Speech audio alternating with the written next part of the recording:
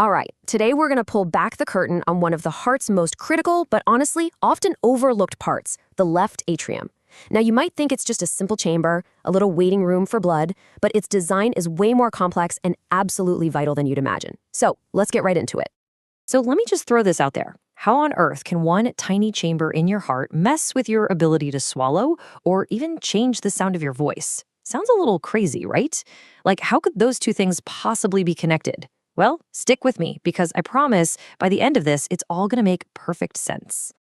Okay, so first things first, we've got to cover the basics. Before we get into all the cool, weird stuff that can happen, we need to get a handle on what the left atrium is and where it actually lives inside that big four-chambered heart of yours. So the left atrium, or the LA as we'll call it, it's basically the heart's VIP lounge for freshly oxygenated blood. Think about it. You take a breath. That oxygen-rich blood zips over from your lungs, and this is its first stop. It's the handover point before the blood gets passed to the real workhorse, the left ventricle.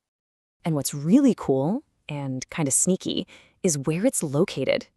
If you look at a heart from the front, like in most diagrams, you can barely even see the left atrium. That's because it's tucked away around the back, making up most of the heart's posterior surface. It's kind of shy. But this location is super important because it means it's bumping right up against some other key body parts. And yeah, we'll definitely get back to that later.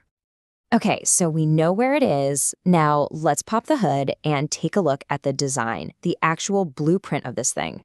Inside, the left atrium has this sort of split personality. The main part of the chamber has these really smooth walls, which makes sense because it was actually formed by absorbing the veins from the lungs way back when you were developing. But then there's this other part, this little pouch called the auricle, and its walls are all rough and muscular. Smooth versus rough. This difference isn't just for show, it has some major implications that we'll dig into in a bit. So how does all that fresh, oxygenated blood get inside? Well, it arrives through these four entry points. You've got four pulmonary veins, two from the right lung, two from the left, and they act like dedicated pipelines, dumping a constant stream of blood right into the back of the atrium. And, of course, once the blood is in, it needs a way out. There's only one exit door here, and that's the mitral valve. This is the crucial gateway that leads into the left ventricle. The super powerful chamber that's going to pump that blood out to your entire body. Okay, let's circle back to that little rough-walled pouch we talked about, the left auricle.